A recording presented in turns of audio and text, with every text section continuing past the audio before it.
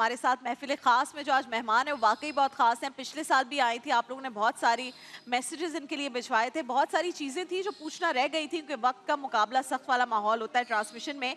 आज की जो मेहमान है वाकई बहुत ख़ास हैं, बहुत ही हमजहत शख्सियत की मालिक हैं। ऐसी खातून आज यहाँ तशरीफ़ फरमाए जिनकी शख्सियत के कई नुमाया पहलू हैं। वैसे तो सिविल सर्वेंट है, गवर्नमेंट ऑफिसर हैं, लेकिन उनका एक पहलू जो अब बहुत ज़्यादा मैं कहूँगी उनकी पहचान बन चुका है वो ये कि आप वो पहली खातून हैं जिन्हें Sheikh Abdul Qadir Jilani Baghdad, Khwaja Moinuddin Chishti Ajmer, Pir of Mohra शरीफ और तुर्की के मशहूर सूफी बुजुर्ग शेख महमूद आफंदी समेत 5 बुजुर्गान दीन की खातून खलीफा यानी रिप्रेजेंटेटिव या डेप्यूटी बनने की सादत हासिल हुई है। और आज इनसे बहुत सारी रूहानी चीज़ों के बारे में पूछेंगे। ये रूहानी सिलसिले क्या होते हैं, ये डेप्यूटी की जो ओहदा है, खलीफा का जो ओहदा है और एक खातून का बन जाना, हमें तो लगता है कि अगर ये ओहदा किसी को मिल जाए तो वो तो गोशा नशीन हो जाएंगे, किसी के सामने नहीं आएंगे। ये बहुत सारे लोगों को हेल्प आउट करती हैं, सिर्फ लोगों को नहीं, ये इदारों को हेल्प आउट करती हैं। तो आए इनसे पूछते हैं आज कि किस तरह ये कर ली हैं और इनका रोल इतना इम्पोर्टेंट है। तो इनके बारे में पूछेंगे। अस्सलाम वालेकुम डॉक्टर अफशा मलिक साहिबा, कैसी हैं आप? वालेकुम अस्सलाम। Very good to have you so here much. once वालेकुम again. अस्सलाम। And Thank it's you so been much. 1 year now, एक साल हो गया एक साल हो गया, माशाल्लाह। पता भी नहीं चला वक्त कितनी तेजी से मुझे गुजर जाता है। बताइए कि पिछली दफ़ा हमने बहुत सारी चीज़ों पर तो बात की थी, बट माशाल्लाह इस दफ़ा और ये अचीवमेंट्स और माशाल्लाह जो आपका खातून खलीफा का ये एक ओहदा है या जो आपको ये एक परमिशन मिलती है, ये इसमें और इजाफा हो गया है माशाल्लाह। जी। और आप फर्स्ट खातून डेप्यूटी बन गई हैं इस सिलसिले की, तो बताइएगा इस बारे में ये कैसे होता है और इसका मतलब क्या है? एक्चुअली हम तो हमेशा कोई पूछता है तो यही कहते हैं कि इस रास्ते पे चलने वाले को मुंतखब किया जाता है, चुन लिया जाता है। अच्छा। ये खुद से ये फैसला इंसान नहीं कर सकता, क्योंकि इस पे चलने वालों के लिए ये बड़ा ज़रूरी होता है कि वो उन तमाम चीज़ों को फॉलो करें, उस डेकोरम का ख्याल करें जो इसको संभालने के लिए बहुत ज़रूरी हैं। अच्छा। 4 चीज़ें जो इंसान की ज़िंदगी में जो सिलसिले पे चलने वाले लोग हैं वो फॉलो करते हैं। शरीयत, जिस पे बात ही नहीं हो सकती, वो हम पे कुरान की सूरत में आ गया। फिर तरीक़त जो उस पर हम अमल करते हैं। सूफ़ी का जो बेसिकली ताल्लुक़ बनता है स्पिरिचुअलिटी का, वो फिर बनता है हकीकत और मार्फत से। हाँ, ओके। कि एक इंसान अपने रब तक पहुंचने के लिए क्या तरीका इख्तियार करता है।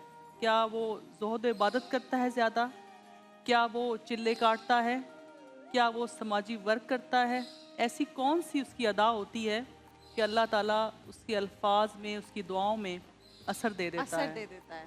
तो हमने, क्योंकि हम जो बचपन से हमारे अंदर एक था ना कि एक कनेक्शन था कि कैसे बना, वो था कि सूफिया की शायरी पढ़ा करते थे हमारे वालिद अच्छा। साहब, मियां मोहम्मद बख्श की, पंजाबी जो सूफी शायर हाँ। गुजरे। तो हमें अपना कनेक्शन उनसे फील होता था कि हमारा ओके। कनेक्शन उनके साथ है। फिर जब हमने खुद अल्लामा इकबाल को पढ़ा, जलालुद्दीन रूमी जो उनके रूहानी मुर्शिद हाँ। थे, तो रूमी को हमने बड़ा शौक से पढ़ा। रूमी का जो एक जिस जुमले ने हमारी ज़िंदगी बदली वो था कि तसव्वुफ के रास्ते पे तब तक इंसान नहीं चल सकता जब तक उसकी रूह को कोई ऐसा ज़ख्म ना लगे ओह। जिससे उसके अंदर तसव्वुफ की रोशनी जाए। तो उस ज़ख्म लगने की जो वजह हमारे लिए बनी, हम लास्ट टाइम भी प्रोग्राम में बात करके गए थे कि हमारे फैमिली में 3 जवान भाइयों की डेथ हुई, 31, 32 और 45 साल की उम्र अल्लाह में। अकबर। उस वक्त जो चीज़ें होती थी, हम ढूंढते थे दुआ कराने वाले, दम कराने वाले, लेकिन और उनकी अमवात मोस्टली की जो अफशा था ना, साहिबा, if you want to share, वजह क्या बनी थी अमवात की? एक तो माशाल्लाह 8 भाइयों के बाद हम पैदा हुए थे। सबसे बड़ी वजह ये थी कि 8 बेटे होना बजाते खुद एक नज़र और हसद की वजह नजर थी। लग जाती है। फिर माशाल्लाह सबकी height 6 foot 2 inch, 6 foot 3 inch, ओह। 6 प्लस हाइट थी सबकी। और हमारे वालिद साहब इस चीज़ को समझते थे, हमें एक साथ नहीं लेके जाया करते थे कहीं कि नजर लगेगी, सारे जो हमारे नजरे बेटे बद। हैं एक जैसे लगते हैं ना। लेकिन अचानक से एक भाई का लिवर फेलियर हुआ और दवाई नहीं आराम देती थी, दवाई असर नहीं करती थी। और फिर दूसरे भाई का मर्डर हो गया, मेडिकल स्टोर पे दवाई लेने गया कराची में ही। Basically by birth I am from Karachi, अच्छा। By domicile also I am from Karachi. Okay. My जो सिविल सर्विस में सिलेक्शन हुई है डोमिसाइल सिंध का ही अच्छा, है। ओके। तो उसके बाद तीसरे भाई को जब कैंसर डायग्नोज हुआ, दाढ़ में दर्द हुआ बस, ओ हो। और पता चला जी बायोप्सी करवाई के ये तो अच्छा। लेकिन उससे पहले चंद चीज़ें अनहोनी होती थी हमारे घर में। अनहोनी क्या होती थी कि कटी हुई मुर्गी का सर मिलना, ठीक है, अच्छा। खून के छींटे कपड़ों पे, ठीक है, सुइयां लगी हुई पुतलों में कोई हैंग जाता था, इस तरह की चीजें होती थी ना। फिर अचानक विच ऑल कनेक्ट्स टू काला जादू। काला जादू, काला ब्लैक जादू। मैजिक। अच्छा, इस पे हम आज ज़रूर बात करेंगे, क्योंकि हमारे मुआशरे में, सोसाइटी में नहीं, सिर्फ इस वक्त पूरी दुनिया में